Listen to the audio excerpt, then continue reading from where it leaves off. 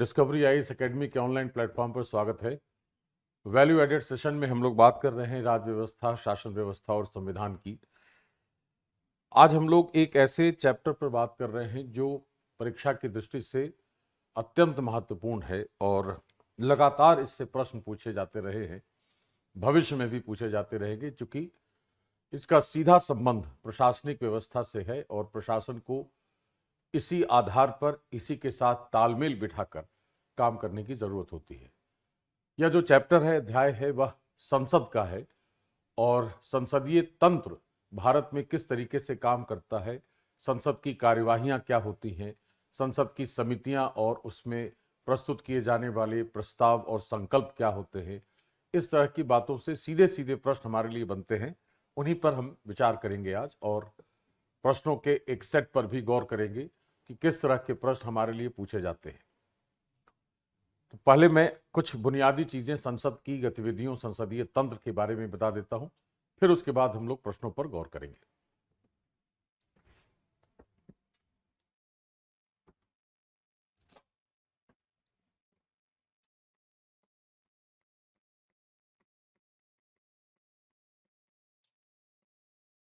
सबसे पहली बात जो हमें याद रखनी है वो यह है कि इसका जो आधारिक या बुनियादी सिद्धांत है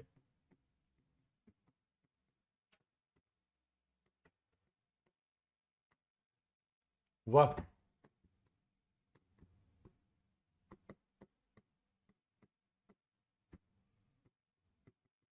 शक्ति समन्वय का सिद्धांत है, या इसको हम शक्ति संलयन भी कहते हैं।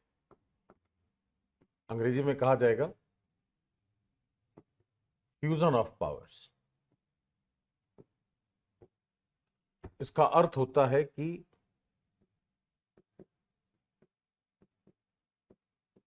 कार्यपालिका का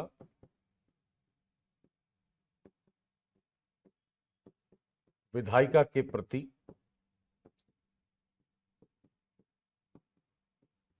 उत्तरदायित्व होता है।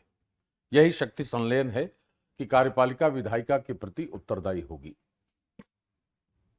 अब इसका हमें उदाहरण दिखेगा अनुच्छेद 75(3) में, जहां लिखा गया है कि मंत्रिपरिषद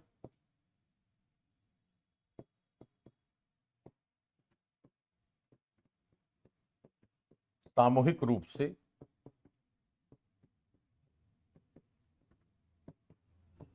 लोकसभा के प्रति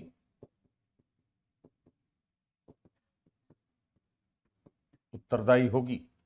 यह संसदीय तंत्र का मौलिक या फाउंडेशनल, आधारिक या बुनियादी सिद्धांत है। एक तो अपने आप में यह प्रश्न है। इसके अलावा आपको ध्यान रखना है अनुच्छेद 75(2) में कि मंत्रियों का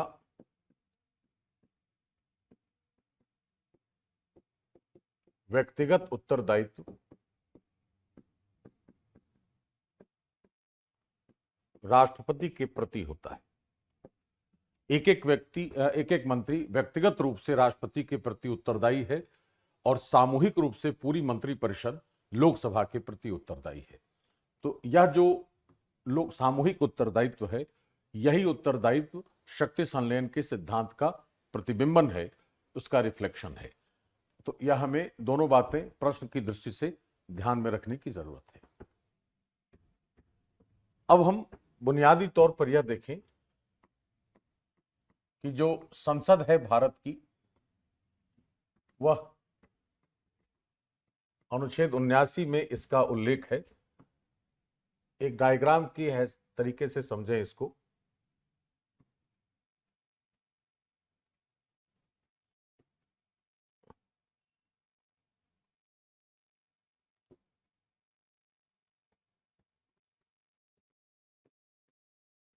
यहां पर राष्ट्रपति है और यह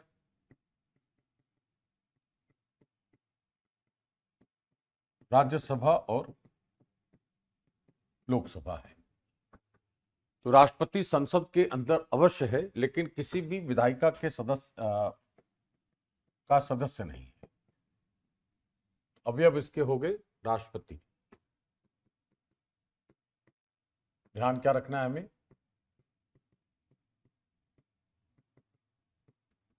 संसद का प्रधान है, विधायिका के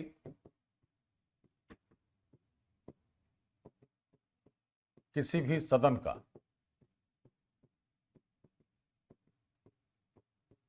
सदस्य नहीं है।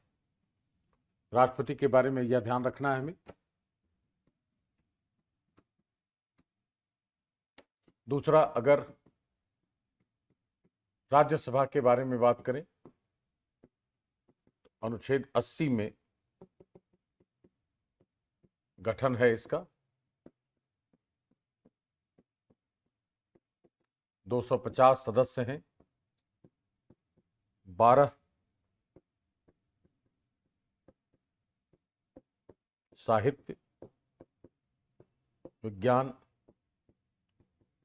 कला और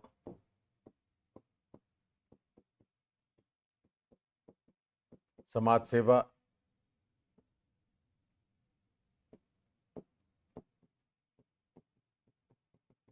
के क्षेत्रों से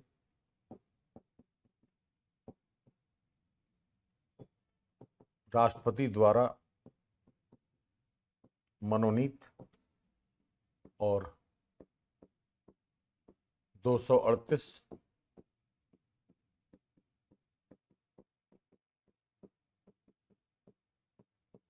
अप्रत्यक्ष रूप से निर्वाचित है। और लोकसभा में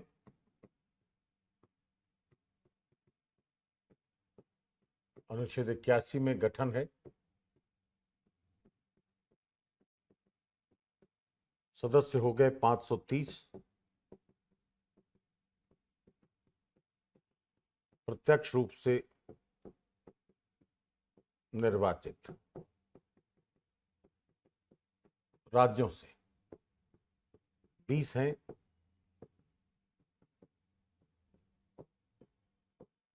संघ शासित क्षेत्रों से, और 331 में जो प्रावधान था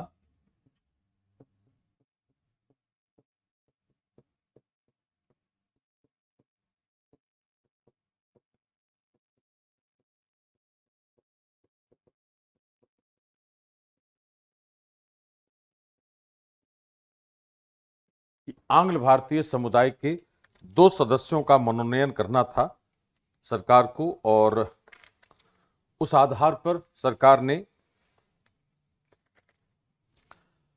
इस मनोनयन को समाप्त कर दिया है और संविधान के 104वें संशोधन 2019 से यह मनोनयन करने वाला प्रावधान समाप्त कर दिया गया है।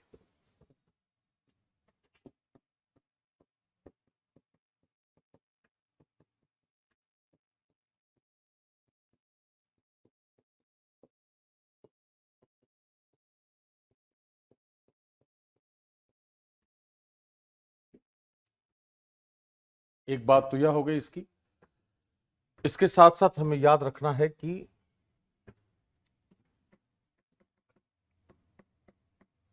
जो राज्यसभा है वह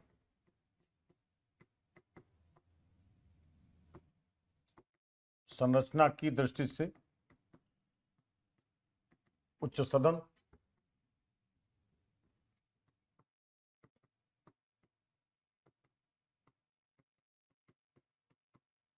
कार्य की दृष्टि से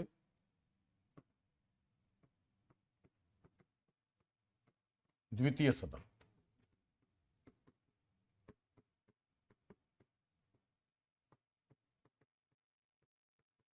संरचना की दृष्टि से निम्न सदन और कार्य की दृष्टि से प्रथम सदन है। का कार्यकाल है अनुच्छेद 83,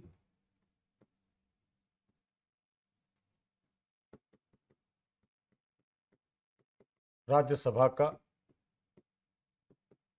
विघटन नहीं होगा। 1/3 सदस्य प्रति 2 वर्ष पर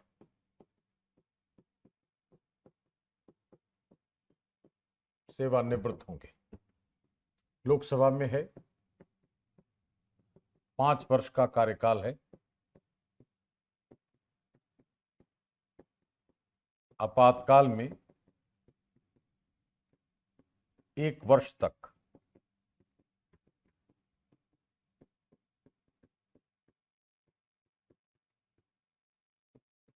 दूसरा,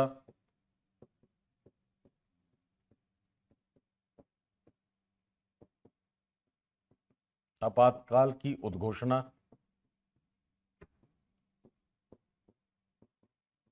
की समाप्ति के 6 माह तक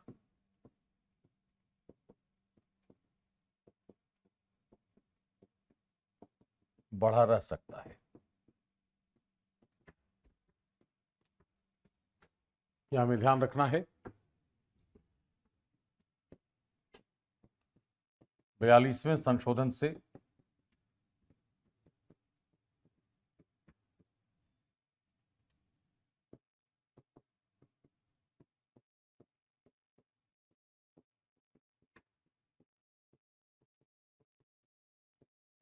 बढ़ाकर 6 वर्ष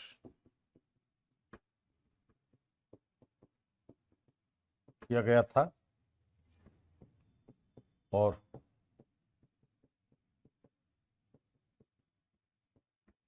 44वें संशोधन 1978 से पुनः 5 वर्ष कर दिया गया। ये सब कुछ बातें हैं जो आपको ध्यान में रखनी है संसद के प्रावधानों से। इसके बाद आपको मुख्य रूप से जो ध्यान रखना है वह है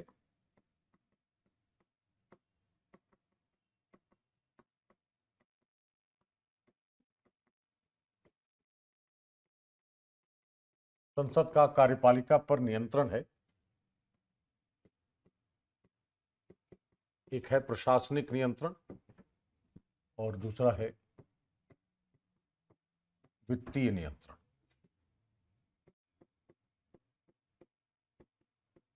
सरकार को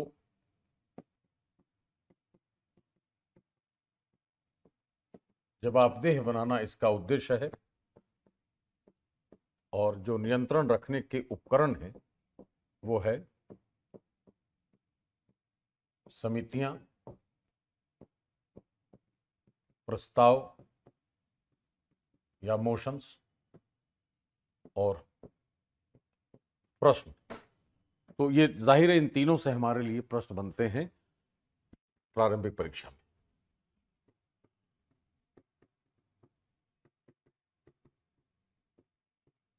राजकोषीय उत्तरदायित्व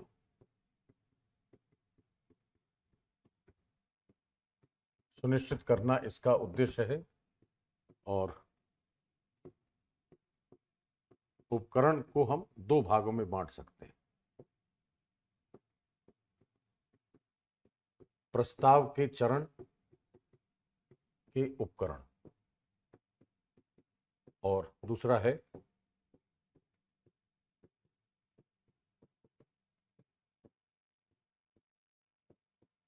प्रतिफल के चरण के उपकरण। प्रस्ताव के चरण का मतलब हो गया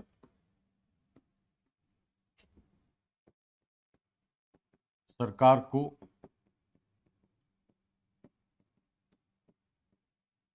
संचित निधि से धन निकासी के लिए अधिकृत करना। अनुच्छेद 112 से 117 है और इसमें हो गया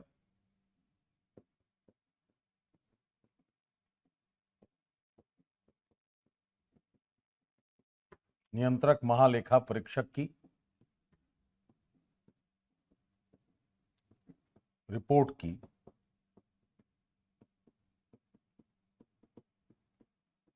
लोक लेखा समिति द्वारा समीक्षा। इस आधार पर हम संसद का कार्यपालिका पर नियंत्रण स्थापित कर सकते हैं। इसके बाद हमें इसी में ध्यान रखना है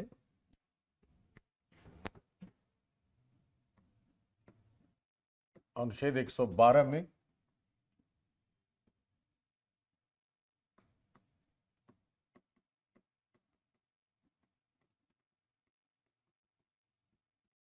वार्षिक वित्तीय विवरण, 113 में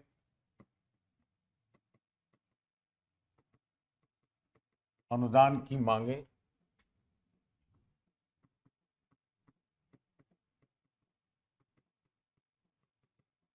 केवल लोकसभा में प्रस्तुत,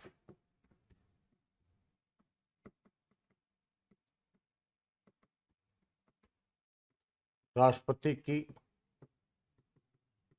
सिफारिश पर प्रस्तुति और राज्यसभा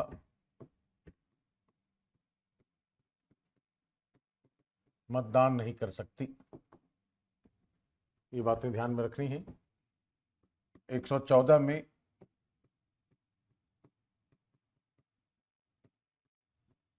विनियोग विधेयक है, एप्रोप्रिएशन बिल।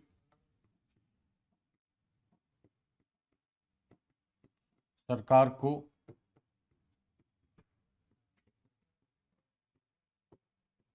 संचित निधि से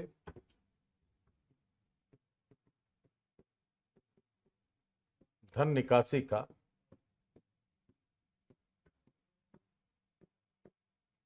विधिक अधिकार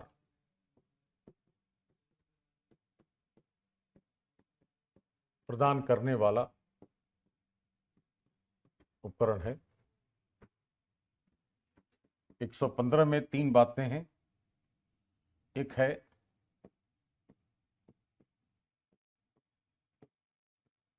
अनुपूरक अनुदान और दूसरा है अतिरिक्त या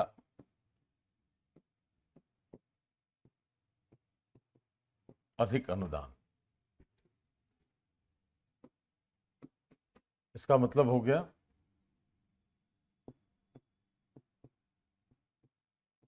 किसी मद में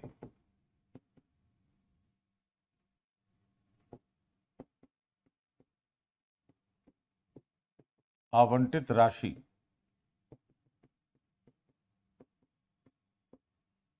में संभावित कमी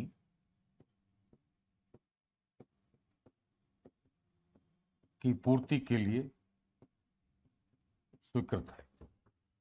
अगर ऐसा लगता है सरकार को कि संभावित कमी हो गई है तो उसकी पूर्ति के लिए है। और यहां हो गया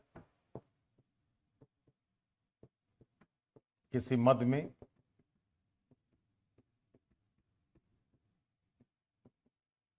आवंटित राशि से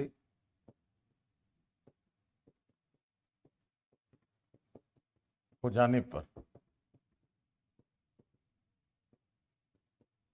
स्वीकृत है। या अगर व्यय के पहले है तो अनुपूरक है, व्यय के बाद स्वीकृति दिलाई है तो वह अतिरिक्त या अधिक अनुदान है। इसके बाद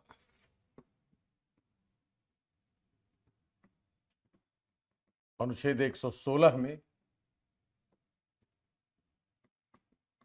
पहला है लेखानुदान, वोट ऑन अकाउंट।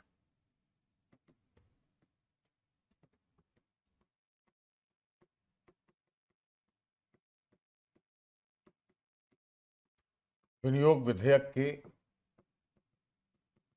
पारित होने के पूर्व अग्रिम के रूप में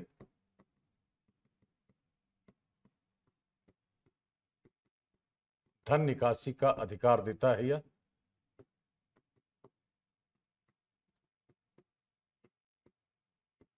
इसकी जो अधिकतम अवधि है वह 90 दिन की है।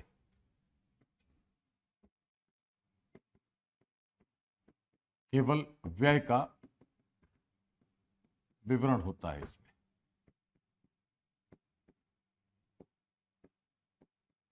अंतरिम बजट से भिन्न है।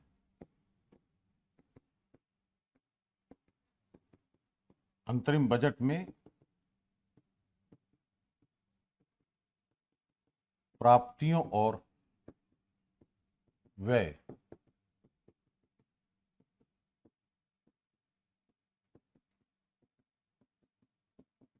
दोनों का उल्लेख होता है, जबकि लेखानुदान में केवल व्यय का। इसके बाद है प्रत्ययानुदान, बोर्ड्स ऑफ क्रेडिट,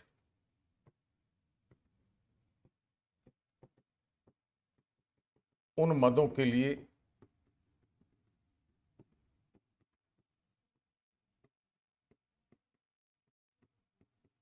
स्वीकृत अनुदान जिनका उल्लेख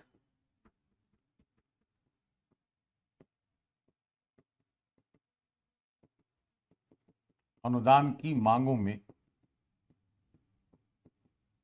नहीं था। और तीसरा है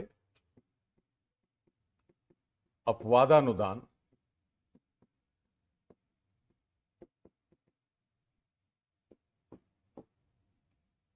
एक्सेप्शनल ग्रांट,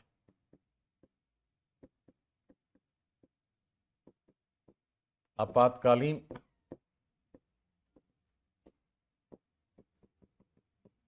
परिस्थितियों से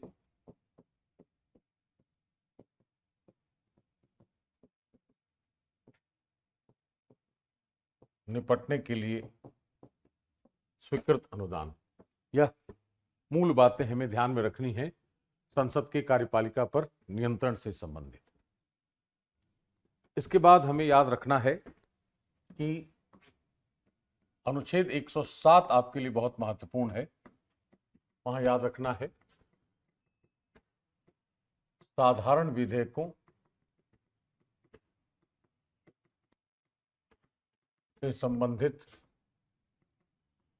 प्रावधान है। साधारण विधेयकों से संबंधित जो प्रावधान है अनुच्छेद 107 में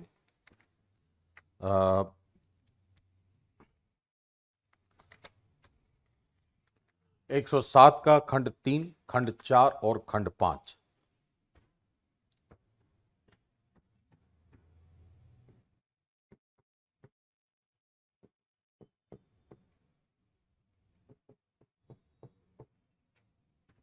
खंड 3 यह कह रहा है कि संसद के किसी भी सदन में लंबित विधेयक सत्रावसान से समाप्त नहीं होगा।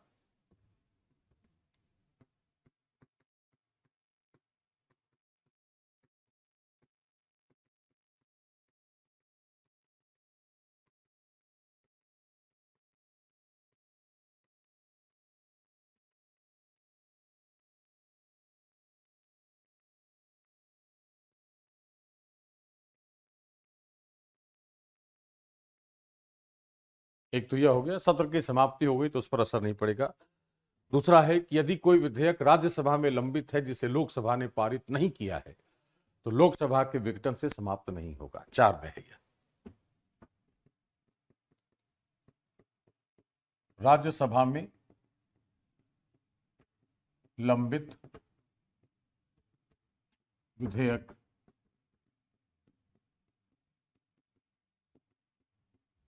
जिसे लोकसभा ने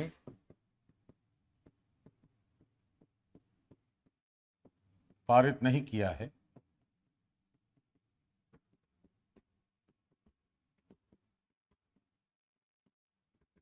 लोकसभा के विघटन से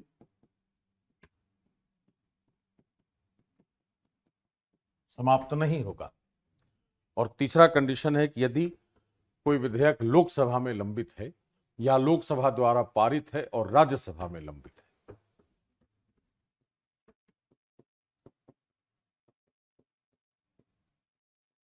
लोकसभा में लंबित विधेयक या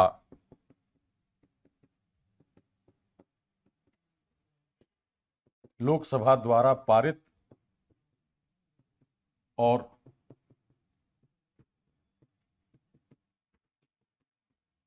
राज्यसभा में लंबित विधेयक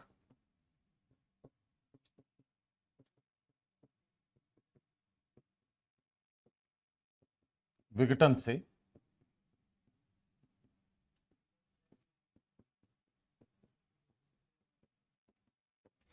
यह आपके लिए बहुत महत्वपूर्ण खंड है जहां से प्रश्न बनते हैं। सीधे सीधी भाषा में इससे प्रश्न, ऐसा कोई भी सिचुएशन दिया जा सकता है जिससे हमारे लिए प्रश्न बन सकता है। इसी प्रकार अनुच्छेद 108 बहुत महत्वपूर्ण है, संसद की संयुक्त बैठक की जहां बात आती है वहां, और वह है अनुच्छेद 160 खंड 1 उपखंड ए। तो इसमें कहा जाएगा 160 1 ए, 160 1 बी और 108 1 सी। और यहां है संसद के दोनों सदनों की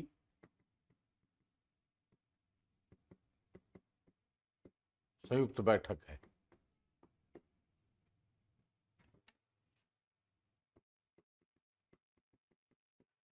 दोनों सदनों में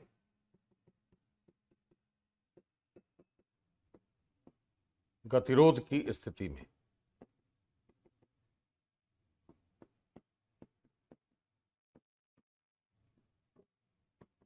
राष्ट्रपति द्वारा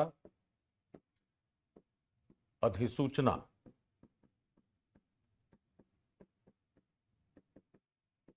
जारी करने का प्रावधान, नोटिफिकेशन राष्ट्रपति जारी करेगा। अध्यक्षता है अनुच्छेद 118 4 में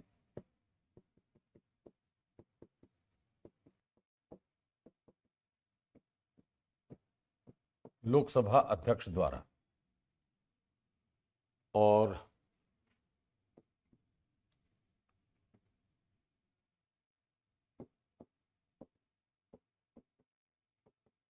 उपस्थित और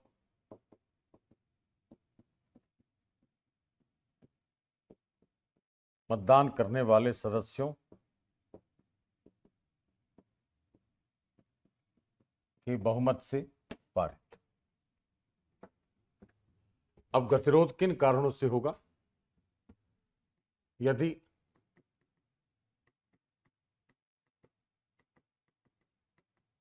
एक सदन द्वारा पारित विधेयक को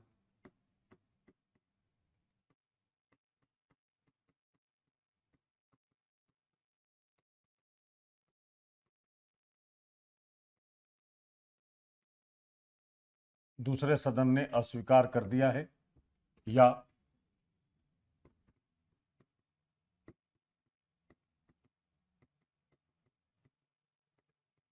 एक सदन द्वारा पारित विधेयक पर दूसरे सदन ने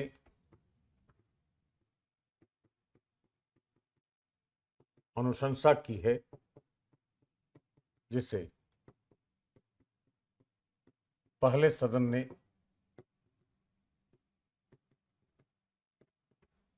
अस्वीकार कर दिया है, या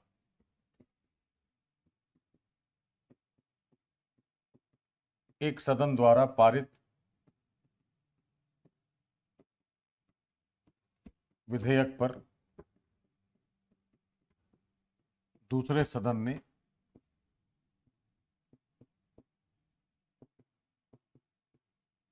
उसकी प्राप्ति की तिथि से 6 माह की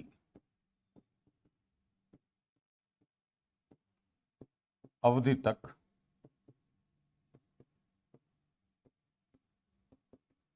कोई प्रतिक्रिया नहीं दी है। इन तीनों में से कोई भी स्थिति होगी तो गतिरोध होगा, और यह हो गया धन विधेयक को छोड़कर। धन विधेयक पर संयुक्त बैठक नहीं हो सकती, यह ध्यान रखना है। 3 बार संयुक्त बैठक हुई है। डाउरी प्रोहिबिशन बिल है, दहेज निरोधक विधेयक 1961, दूसरा है banking service commission repeal bill, banking सेवा आयोग निरस्तीकरण विधेयक 1978 और आतंकवाद निरोधक अध्यादेश 2002।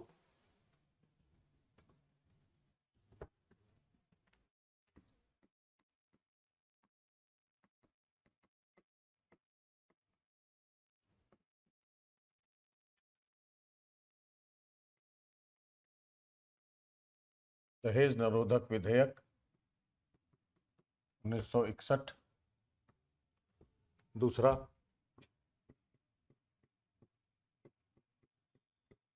बैंकिंग सेवा आयोग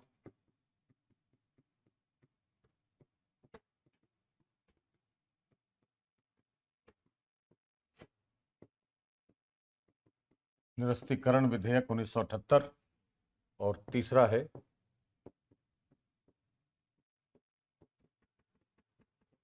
आतंकवाद निरोधक अध्यादेश 2002। इन 3 अवसरों पर संयुक्त बैठक आयोजित की गई थी अब तक। इसके बाद हमें याद रखना है कि संसद के जो संसद का की जो के विधेयक को पारित करने की बात है, तो 3 तरह के विधेयक हैं या 4 तरह के विधेयक हैं जिनको हम समझ सकते हैं।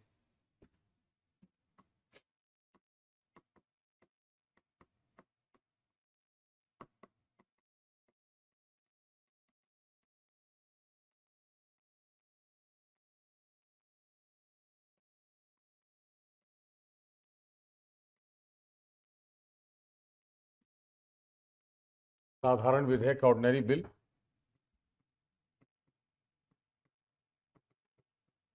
किसी भी सदन में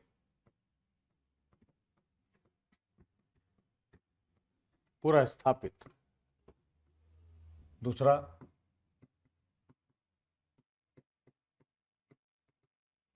प्रत्येक सदन में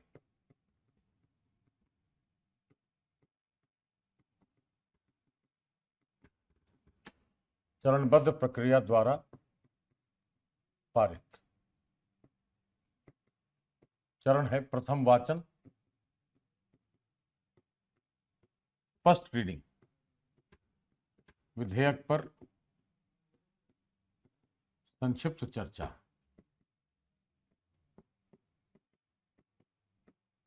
द्वितीय वाचन है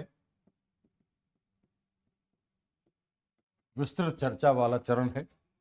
अगर चर्चा पूरी नहीं हो पाई समय से तो तृतीय वाचन होगा।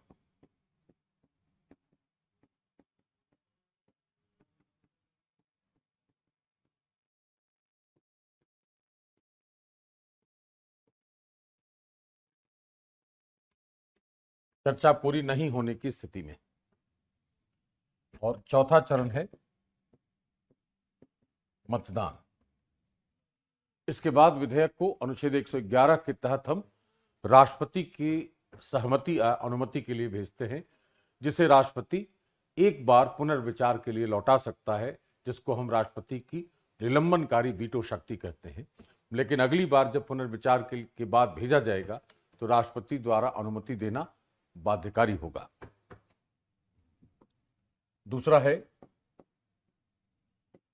धन एवं वित्त विधेयक है।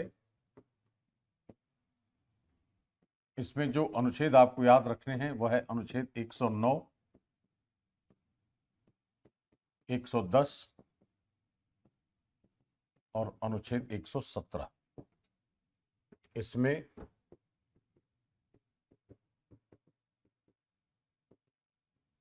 पारित होने की प्रक्रिया है। इसमें धन विधेयक की परिभाषा है और इसमें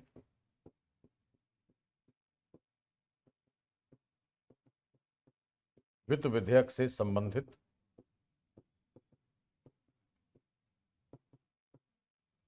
प्रावधान है। धन विधेयक एक ऐसा वित्त विधेयक है जिसमें किसी नए कर का प्रावधान होता है। यहां लिखा जाएगा कि धन विधेयक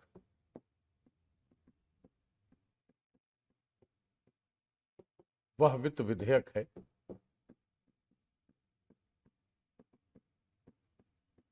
जिसमें नए कर का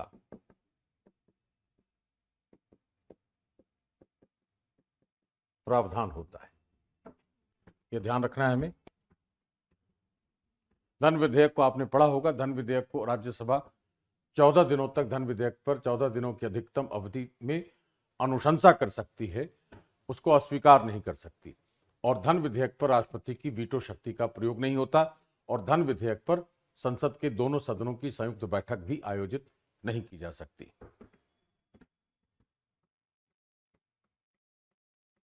जो वित्त विधेयक है उसकी दो श्रेणियां हैं।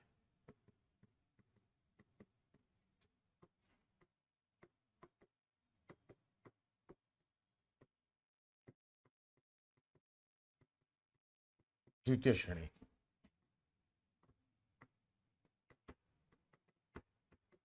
प्रकृति है धन विधेयक की। दूसरा,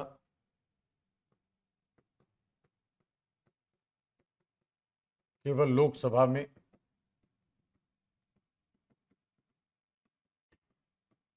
पुरस्थापित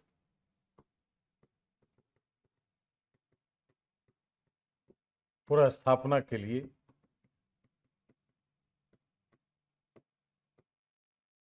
राष्ट्रपति की सिफारिश अनिवार्य है।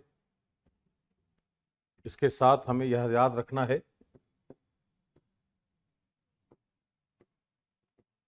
अनुच्छेद 110(3) के अनुसार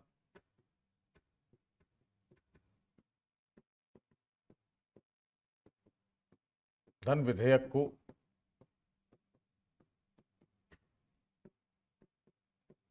प्रमाणित करने का अधिकार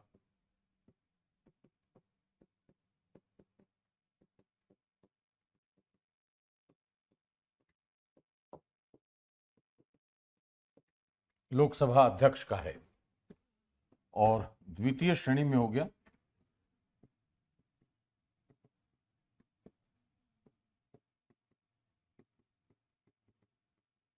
प्रकृति है साधारण विधेयक की।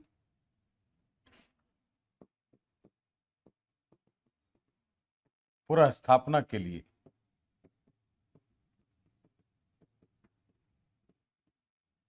राष्ट्रपति की सिफारिश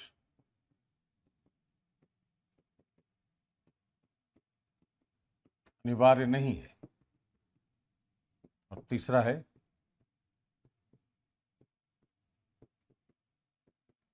को कम या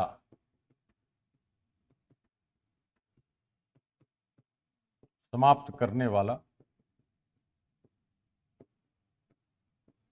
विधेयक है। यह हो गया वित्त विधेयक का अध्ययन, और वित्त विधेयक के बारे में इतनी जानकारी हमारे लिए पर्याप्त होगी। तीसरा जो हमारे पास विधेयक है वह है संशोधन। संविधान में जो संशोधन है, तो एक कहा जाएगा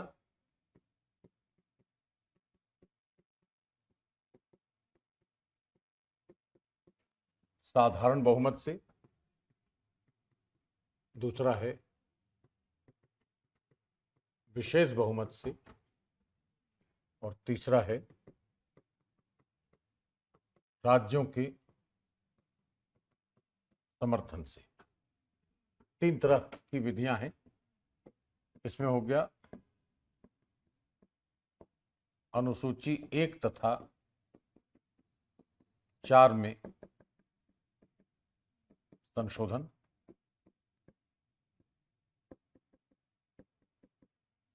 नए राज्य के गठन के बाद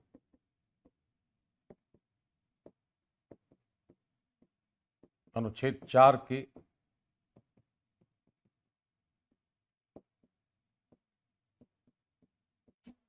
तो उपस्थित और मतदान करने वाले सदस्यों का बहुमत होना चाहिए।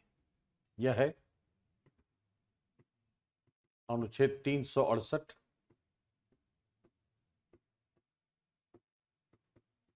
अधिकांश संशोधन विधेयकों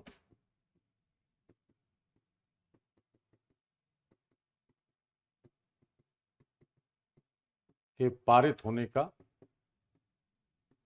प्रावधान। और ये क्या है? बहुमत हो गया अलग अलग, दोनों सदनों में अलग अलग।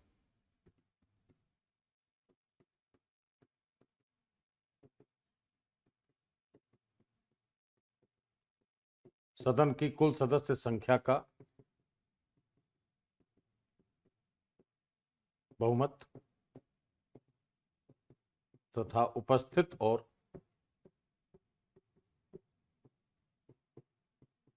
मतदान करने वाले सदस्यों की संख्या का न्यूनतम 2/3 बहुमत। ये विशेष बहुमत हो गया दोनों सदनों में अलग अलग। और राज्यों के समर्थन से है अनुच्छेद 368,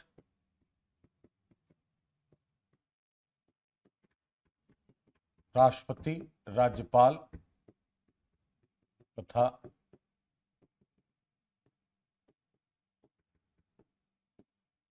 सातवीं अनुसूची के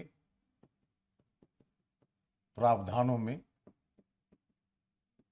संशोधन है।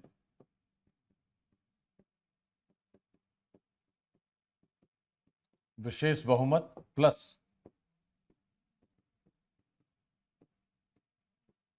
कम से कम आधे राज्यों का समर्थन। ये बातें हैं जो आपको ध्यान में रखनी है कैसे विधेयक पारित होते हैं। इसके बाद है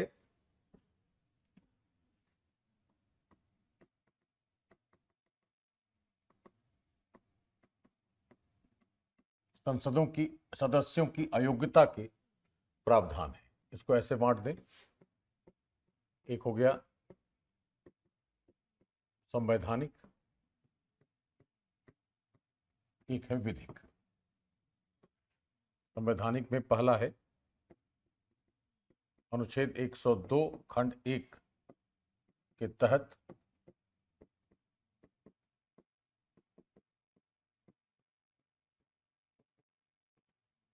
लाभ का पद या ऑफिस ऑफ प्रॉफिट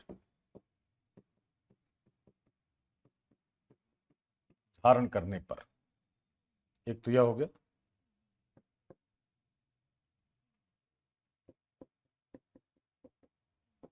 लाभ का पद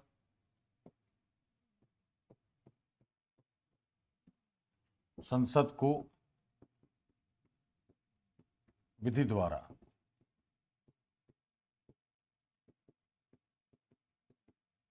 परिभाषित करने की शक्ति है। संसद ही इसे परिभाषित कर सकती है, जैसे कानून संसद अयोग्यता निरोधक अधिनियम 2006 उस तरीके से है। इसके बाद है अनुच्छेद 102 खंड 2 में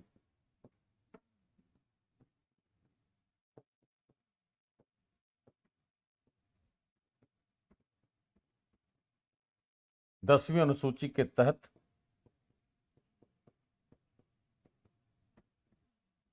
दल बदल के आधार पर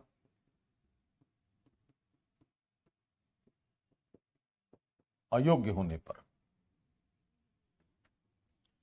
अब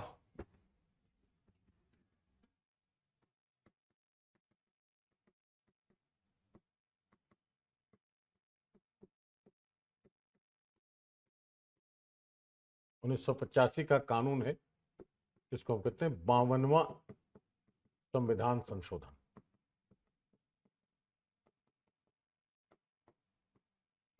अधिनियम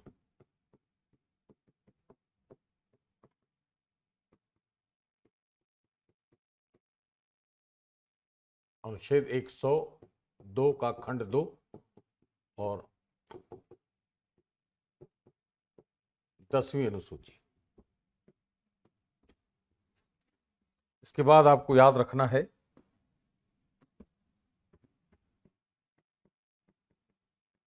कि दल बदल के आधार पर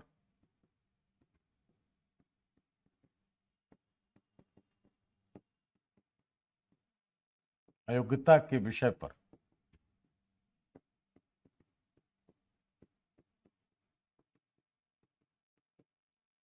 निर्णय लेने की शक्ति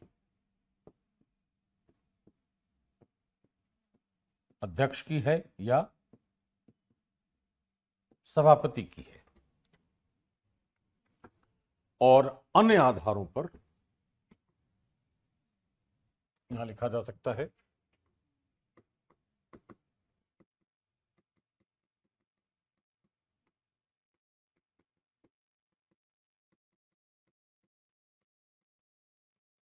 घोषित करने का अधिकार अनुच्छेद 103(1) में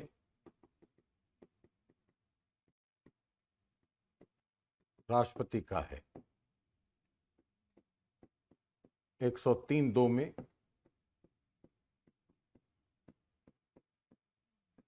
निर्वाचन आयोग के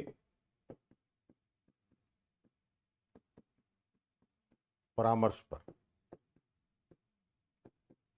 और परामर्श जो है वह बाध्यकारी है राष्ट्रपति पर, यह ध्यान रखना है। विधिक जो प्रावधान है यह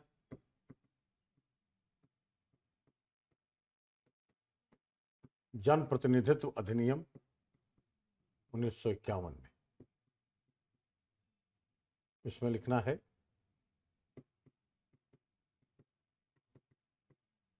लाभ का पद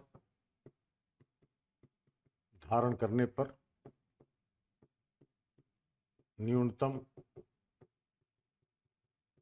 2 वर्षों के लिए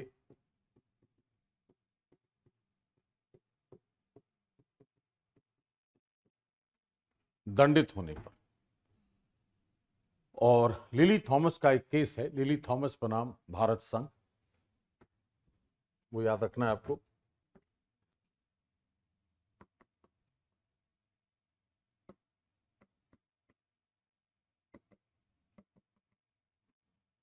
यूनियन ऑफ इंडिया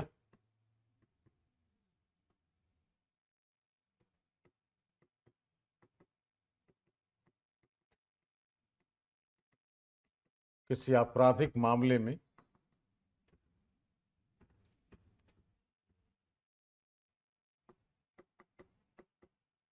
दोष सिद्ध होने की तिथि से अयोग्यता,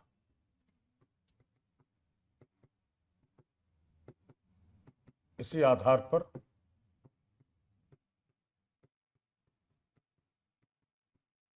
उच्चतम न्यायालय ने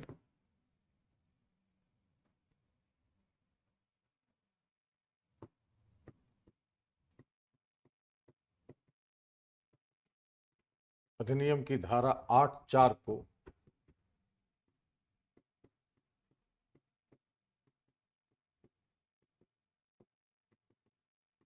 असंवैधानिक कहा था। इसके साथ साथ हमें यह भी याद रखना है कि लोकसभा अध्यक्ष या जो सभापति है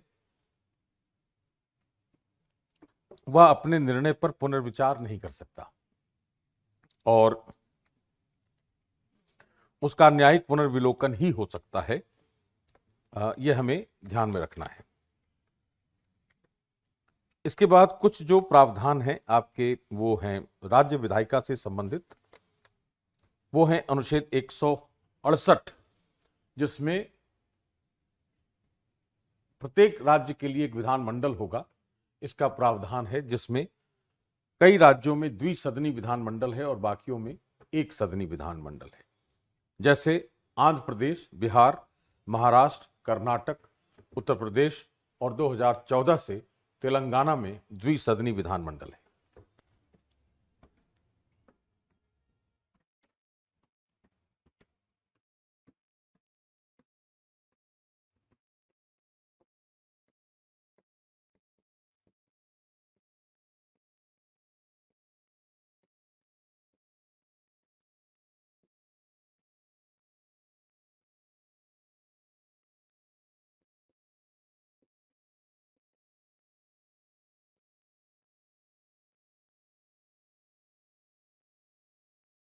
कुछ राज्यों में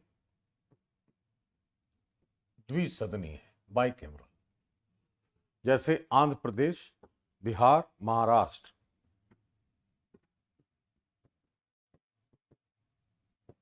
बिहार,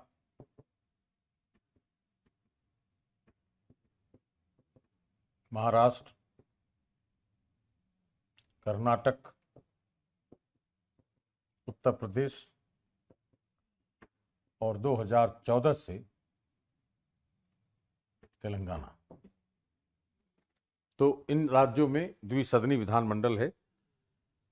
इसके बाद हमें याद रखना है कि जो विधान परिषद की बात आती है, लेजिस्लेटिव काउंसिल की, उसको गठित करने का अधिकार संसद का है विधि के तहत। लेकिन उस राज्य के विधानमंडल से एक संकल्प का पारित होना अनिवार्य है, जिसमें विशेष बहुमत चाहिए कि विधानसभा के सदस्यों की कुल संख्या का बहुमत और उपस्थित और मतदान करने वाले का 2/3 बहुमत। इसके लिए अनुच्छेद 368 में संशोधन आवश्यक नहीं है, यह ध्यान रखना है आपको। अनुच्छेद 169 है, किसी राज्य में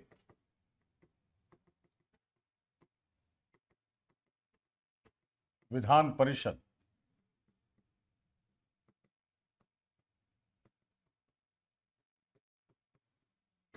लेजिस्लेटिव काउंसिल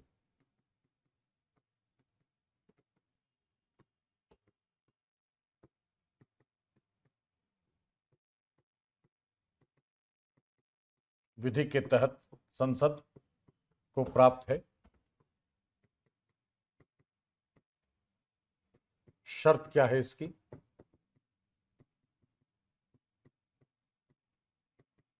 राज्य विधानसभा से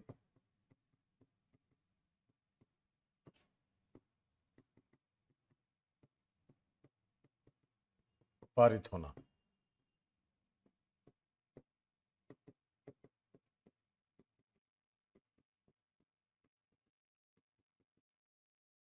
विधानसभा के की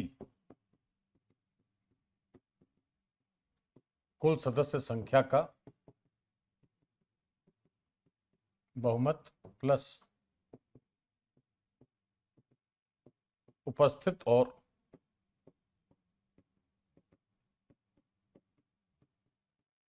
मतदान करने वाले सदस्यों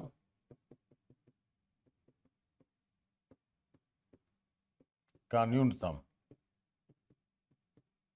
2/3 बहुमत।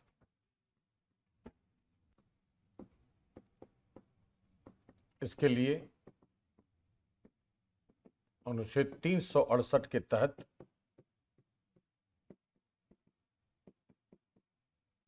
संशोधन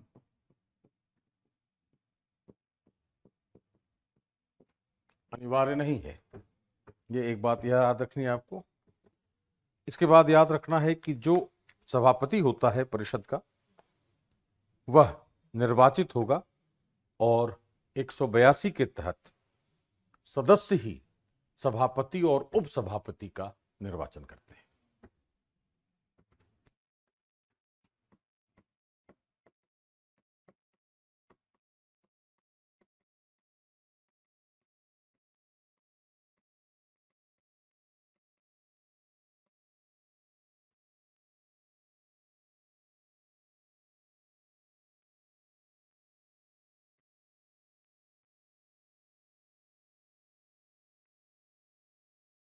सदस्यों द्वारा निर्वाचित होंगे।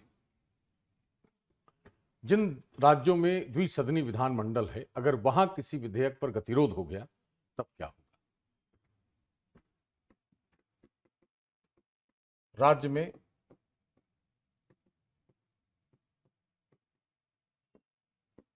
विधानमंडल के दोनों सदनों में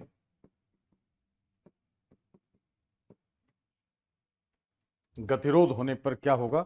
यह है अनुच्छेद 197, जिसमें बात वही है कि यदि किस एक सदन द्वारा पारित विधेयक को दूसरे सदन ने अस्वीकार कर दिया है, एक सदन ने पारित किया, दूसरे सदन ने अनुशंसा की है, जिसको पहले सदन ने अस्वीकार कर दिया है, और तीसरा है कि एक सदन द्वारा पारित विधेयक को दूसरे सदन ने 3 माह की अवधि तक कोई प्रतिक्रिया नहीं व्यक्त की है। वहां 6 माह है, यहां 3 माह है। इसके बाद विधानसभा फिर से उस विधेयक को पारित करेगी। अगर 1 माह तक कोई प्रतिक्रिया नहीं मिली तो विधेयक को पारित मान लिया जाएगा। यह ध्यान में रखना है हमें। तो ऐसी बातें राज्य से संबंधित हैं। इसके बाद आपको प्रस्तावों और समितियों पर बात करनी है कि प्रस्ताव जो हैं वो जैसे ध्यानाकर्षण प्रस्ताव है, जिन सभी ऐसे सभी प्रस्तावों संकल्पों का उल्लेख लोकसभा या राज्यसभा की प्रक्रिया नियमावली में है, संविधान में नहीं है। तो कॉलिंग अटेंशन मोशन कहते हैं उसको, ध्यानाकर्षण प्रस्ताव की कोई भी सदस्य ला सकता है मंत्री का ध्यान आकर्षित कराने के लिए। दूसरा एडजर्नमेंट मोशन है, काम रोको प्रस्ताव कि किसी विशिष्ट उद्देश्य के लिए, किसी विशिष्ट या जनहित के मुद्दे पर चर्चा के लिए जो कार्य हो रहा था उसको रोककर अगर हमने चर्चा की है तो वह काम रोको प्रस्ताव हो गया। इसके बाद है एक समापन प्रस्ताव है, क्लोजर मोशन। क्लोजर मोशन कई तरह का होता है, गौर करें इस पर। सबसे पहला है साधारण समापन या सिंपल क्लोजर। जब सदस्य को यह लगता है, किसी भी सदस्य को, कि किसी विषय पर, किसी विधेयक पर पर्याप्त चर्चा हो चुकी है तो वह साधारण समापन का प्रस्ताव ला सकता है। दूसरा है खंडवार समापन या क्लोजर बाय कंपार्टमेंट, जिसका मतलब होता है कि सारे विषयों को हमने अलग अलग श्रेणियों में रख दिया और उनमें से चर्चा करके और उसके बाद फिर उसका समापन कराया, एक विषय पर की बात नहीं की। तीसरा है कंगारू समापन, कंगारू क्लोजर, जिसका मतलब होता है कि अध्यक्ष या सभापति ने बीच बीच में से कुछ मुद्दों को उठाकर उस पर चर्चा कर ली है, बाकियों को छोड़ दिया है।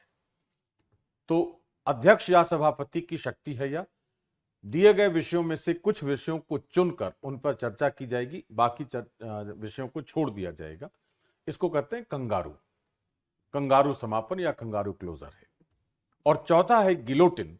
गिलोटिन समापन है कि चर्चा के अंतिम दिन बहुत सारे विषय ऐसे होते हैं जिनको बिना चर्चा के मतदान से पारित करा दिया जाता है। तो चर्चा के बिना मतदान से पारित कराने वाला जो कार्य है वो उसको कहते हैं गिलोटिन। और यह सामान्य रूप से अंतिम दिन होता है जिसका निर्धारण किया गया है कि अमुक विषय पर या अमुक विधेयक पर ऐसी चर्चा होगी।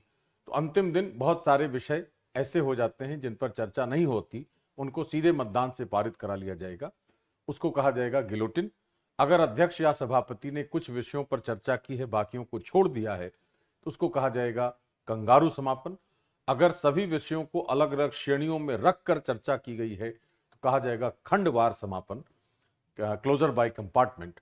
और अगर विधेयक पर पर्याप्त चर्चा हो गई है और समाप्त किया जा रहा है तो उसको कहा जाएगा साधारण समापन। इसके बाद अविश्वास प्रस्ताव है। लोकसभा प्रक्रिया नियमावली के नियम 198 में, और अविश्वास प्रस्ताव केवल लोकसभा में प्रस्तुत किया जा सकता है जिसके लिए कम से कम 50 सदस्यों का अनुसमर्थन अनिवार्य है।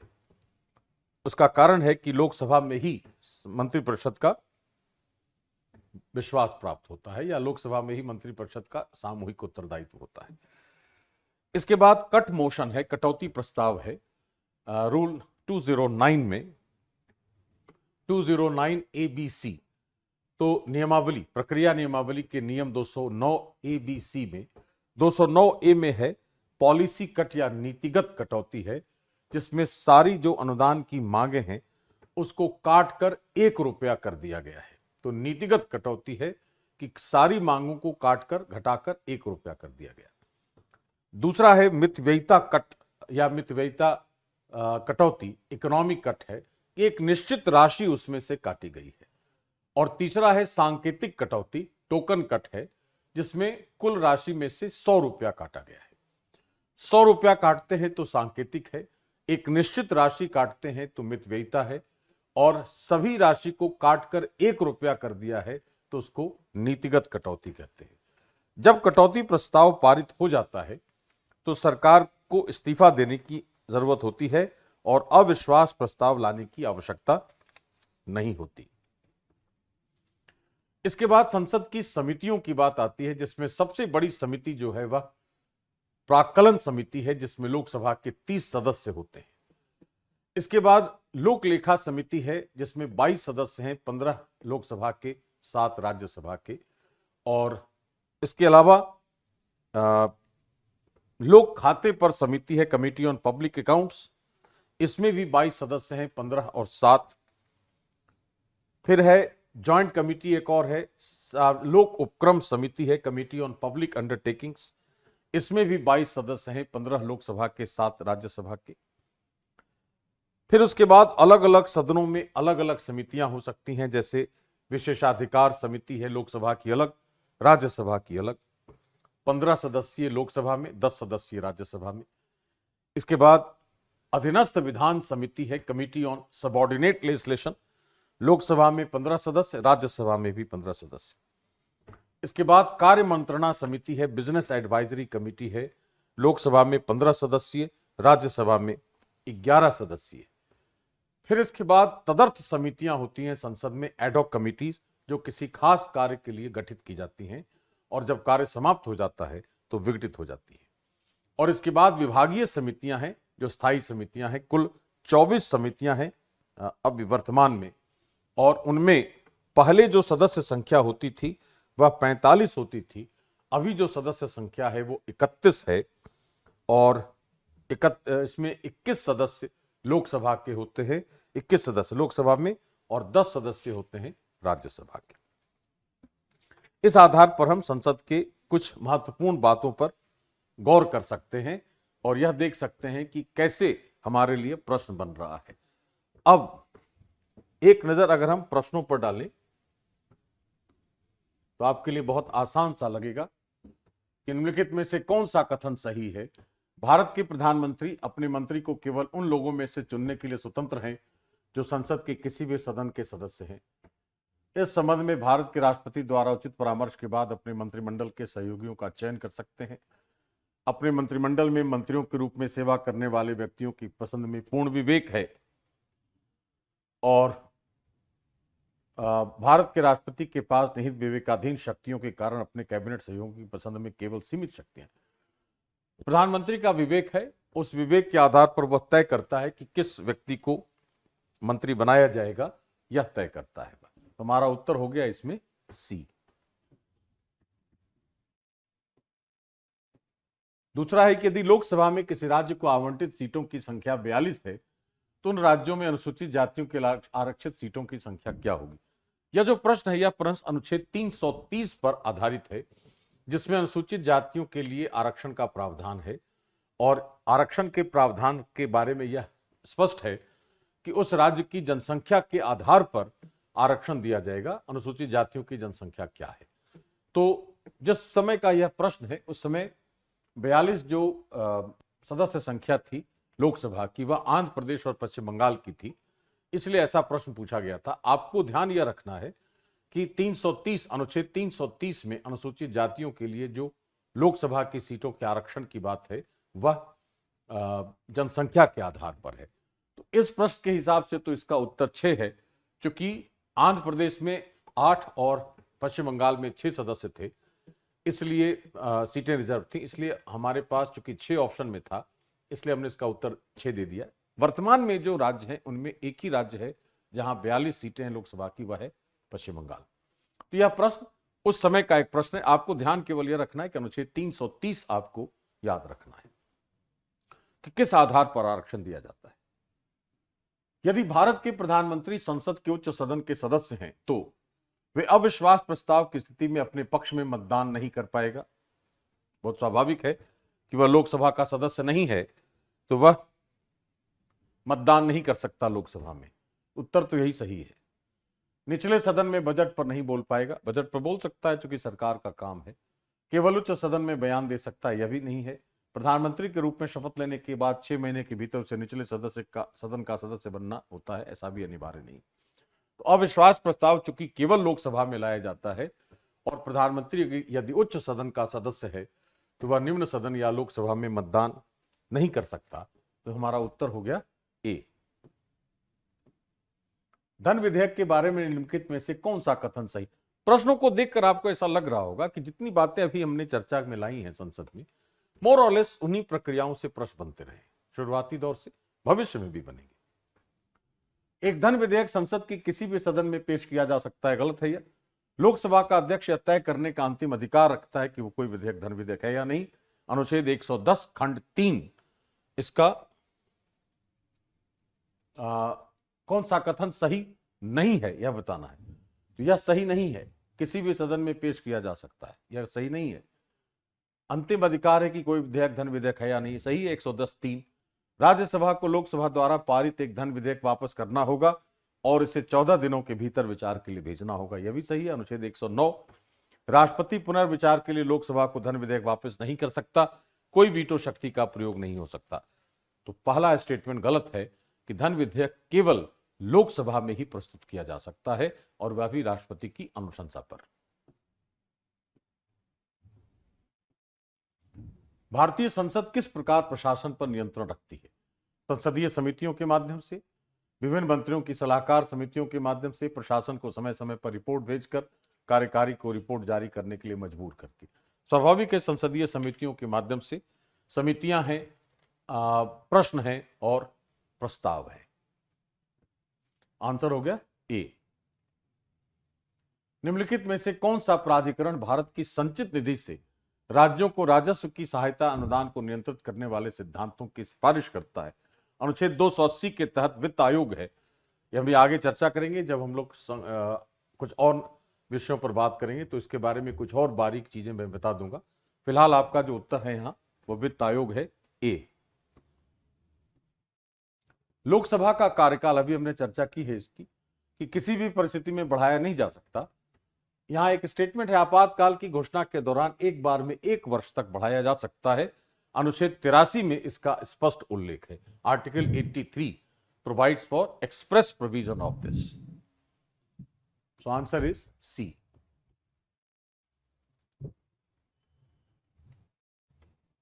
इसके बाद है कि निम्नलिखित में से कौन सा विधेयक भारतीय संसद के प्रत्येक सदन द्वारा विशेष बहुमत से अलग अलग पारित किया जाना चाहिए?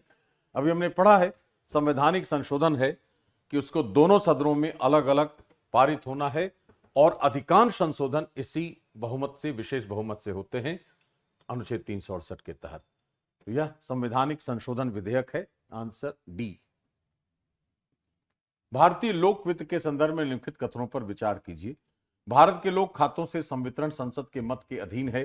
भारतीय संविधान प्रत्येक राज्य के लिए एक समेकित निधि, एक लोक लेखा और एक आकस्मिकता निधि की स्थापना का प्रावधान करता है। रेल बजट के अंतर्गत विनियोग और संवितरण उसी प्रकार के संसदीय नियंत्रण के अधीन है जिस प्रकार वे अन्य विनियोग के और संवितरण है। अनुच्छेद 266 और 267 का प्रश्न है यह, जिसमें संचित निधि, आकस्मिकता निधि और लोक लेखा के बारे में उल्लेख है। तो हमारा उत्तर इसमें होगा उपरोक्त सभी। आर्टिकल्स 266 एंड 267 इस पर विचार करने की जरूरत है। लोक लेखा समिति के अध्यक्ष की नियुक्ति लोकसभा के अध्यक्ष द्वारा की जाती है, यह ध्यान रखना है आपको। आमतौर पर यह भी ध्यान रखना है कि लोक लेखा समिति का जो अध्यक्ष होता है वो सामान्यतः विपक्ष का ही सदस्य होता है और उसका कार्य है नियंत्रक और महालेखा परीक्षक की रिपोर्ट की समीक्षा करना, ताकि सरकार द्वारा किए गए व्यय की गुणवत्ता की जांच की जा सके। यहां पर लोक लेखा समिति में लोकसभा के सदस्य, राज्यसभा के सदस्य और उद्योग और व्यापार के कुछ प्रतिष्ठित व्यक्ति होती है, नहीं होते। 15 सदस्य लोकसभा के और 7 सदस्य राज्यसभा के। तो पहला कथन सही है, दूसरा गलत है। कौन सी एक सबसे बड़ी संसदीय समिति है? लोक लेखा समिति की सदस्य संख्या है 15 + 7। प्राक्कलन समिति की है 30। सरकारी उपक्रम समिति की है 15 और 11 और याचिका समिति की भी है 15 और 11। तो इसमें सबसे बड़ी समिति हो गई प्राक्कलन। मंत्रिमंडल सचिवालय के कार्य हैं, ये आगे हम लोग फिर चर्चा करेंगे। कार्य सूची तैयार करना है मंत्रिमंडल बैठकों के लिए, मंत्रिमंडल समितियों के लिए सचिवालय सहायता भी देना है, मंत्रालयों को इसका रोल इसमें नहीं है, यह कार्य बजट करता है। तो दो कार्य है इसके कि कार्य सूची तैयार करता है, कैसे बैठक होगी कैबिनेट की, और उनको सेक्रेटेरियल सहायता पहुंचाता है, प्रशासनिक सहायता करता है। 1 और 2 इसका सही उत्तर है। भारत में अविश्वास प्रस्ताव के विषय में निम्नलिखित कथनों पर विचार कीजिए। भारत के संविधान में किसी अविश्वास प्रस्ताव का कोई उल्लेख नहीं है, ये तो ठीक है, लोकसभा प्रक्रिया नियमावली में है। अविश्वास प्रस्ताव केवल लोकसभा में प्रस्थापित किया जा सकता है। इट्स वेरी सिंपल, अभी हम लोगों ने बात भी की है, चूंकि मंत्रिपरिषद का सामूहिक उत्तरदायित्व लोकसभा के प्रति है, तो स्वाभाविक रूप से अविश्वास प्रस्ताव केवल लोकसभा में ही लाया जाएगा। अतः 1 और 2 दोनों कथन इसके सही है। निम्नलिखित कथनों पर विचार कीजिए। राज्यसभा में धन विधेयक को या तो अस्वीकार करने या संशोधित करने की कोई शक्ति निहित नहीं है। स्वाभाविक है, 14 दिनों की अधिकतम अवधि में उसे भेजना ही होगा, अन्यथा उसे पारित मान लिया जाएगा। और राज्यसभा अनुदान की मांगों पर मतदान नहीं कर सकती, ये मैंने बताया अभी आपको अनुच्छेद 113 के तहत। तो दोनों कथन इसके सही हैं। इसमें चर्चा हो सकती है, राज्यसभा की प्रक्रिया नियमावली के नियम 181 में राज्यसभा में बजट प्रस्तुत होता है और 182 में चर्चा होती है। ध्यान केवल यह रखना है कि जिस दिन बजट प्रस्तुत होता है उस दिन चर्चा नहीं होती, इसलिए यह कथन गलत है। 1 और 2 सही है, चर्चा हो सकती है राज्यसभा में।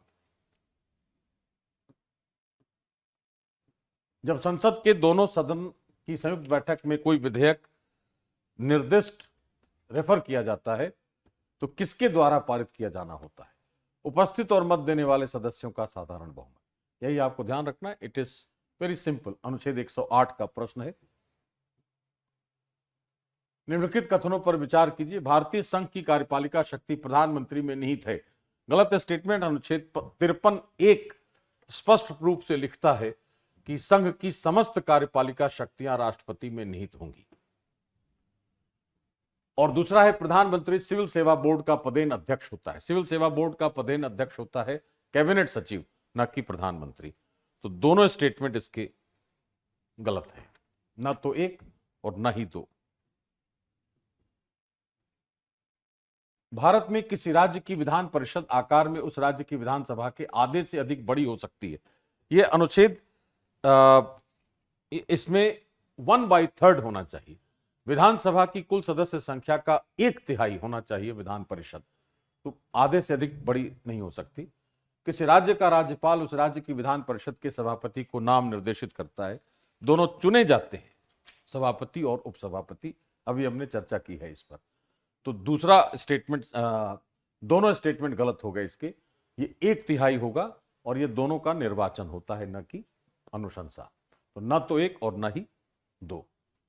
भारत में संसदीय प्रणाली की सरकार है क्योंकि पहला ही प्रश्न हमने देखा है उसमें कि मंत्रिपरिषद लोकसभा के प्रति उत्तरदायी है। यही संसदीय तंत्र का बुनियादी सिद्धांत है। तो इसका उत्तर हो गया डी। और अंत में है कि लोकसभा में लंबित कोई विधेयक, अभी हमने बात की थी 107 में, उसके 17वां पर व्यपगत नहीं होता, हो जाता है। गलत स्टेटमेंट है। राज्यसभा में लंबित कोई विधेयक जिसे लोकसभा ने पारित नहीं किया है, लोकसभा के विघटन पर व्यपगत नहीं होगा। स्वाभाविक है, जब तक कि लोकसभा ने पारित नहीं किया कर दिया हो, या जब तक कि वह विधेयक लोकसभा में लंबित नहीं हो, तब तक उसके विघटन से वह समाप्त नहीं होगा। तो केवल दूसरा स्टेटमेंट सही है, पहला गलत है। इस आधार पर अगर हम आज की चर्चा पर गौर करें तो निश्चित रूप से यह लग रहा है कि अगर हमने बारीक बातों, कॉन्सेप्ट पर फोकस किया है तो हमारे लिए प्रश्नों को हल करना सरल होगा। अगली कक्षा में फिर इसी तरीके से कुछ बुनियादी बातों पर चर्चा करके प्रश्नों के सेट पर गौर करेंगे। धन्यवाद।